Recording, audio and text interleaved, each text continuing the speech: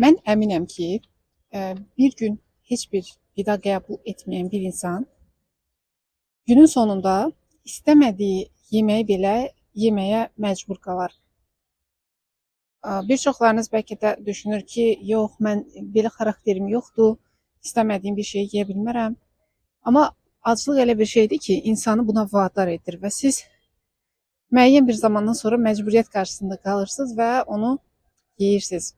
Burada mövzu fiziki aclıqdan, fiziki ehtiyacların qarşılanmasından getdi, amma məsələ emosional aclıqda da bu şəkildə olur.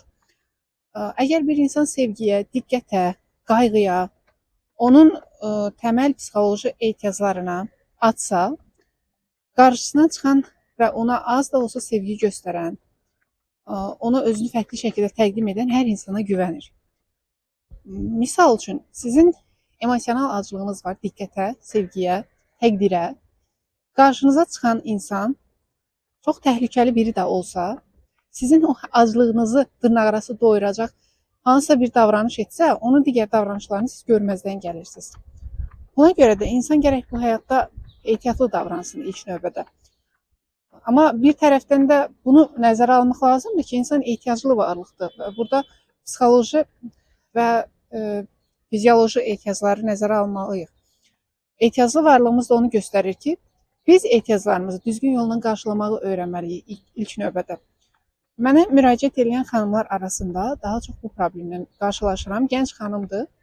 Öz karyerasında, öz iş həyatında irəliləmək əvəzinə yanlış insanlarla münasibət qurur və həmin münasibətin dırnaqarası ağrısını çəkir. Məni aldatdı, mənə vədlər verdi, mən özümü yaxşı hiss etmirəm, mənə uyğun insan olmadığını bilə-bilə buna davam edirəm. Təkcə bu münasibətlərlə bağlı deyil. Ümumiyyətlə, yəni romantik münasibətlərlə bağlı deyil. Sizin iş həyatınızda iş yoldaşınızla olan münasibətiniz, müdirinizlə olan münasibətiniz bura daxil ola bilər.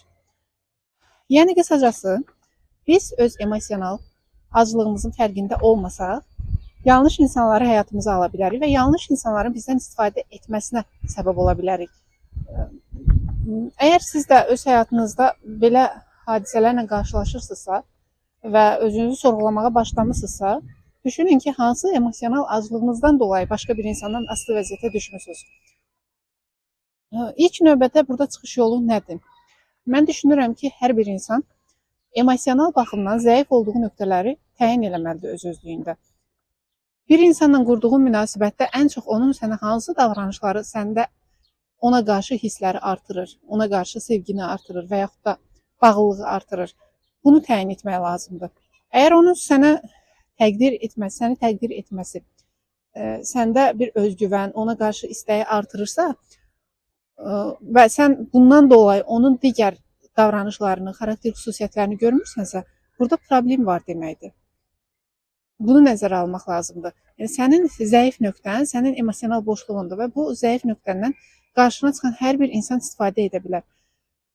Maraqlısı da budur ki, çox təəssüflər olsun ki, bilmirəm, həyatda bunu necə izah etmək olar, amma qarşımıza çıxan insanlar bizim həmin o emosional boşluğumuzu bizə fərq etdirmək, göstərmək üçün gəlir. Biz əgər onun fərqində olmasaq, həmin o emosional boşluğumuzdan ağır zərbələr alırıq. Bu video qısa oldu, amma qısaca olaraq bunu bildirmək istədim. Videonu bəyənməyi, kanala abunə olmağı və fikirlərinizi aşağıda qeyd etməyi unutmayın. Hələlik.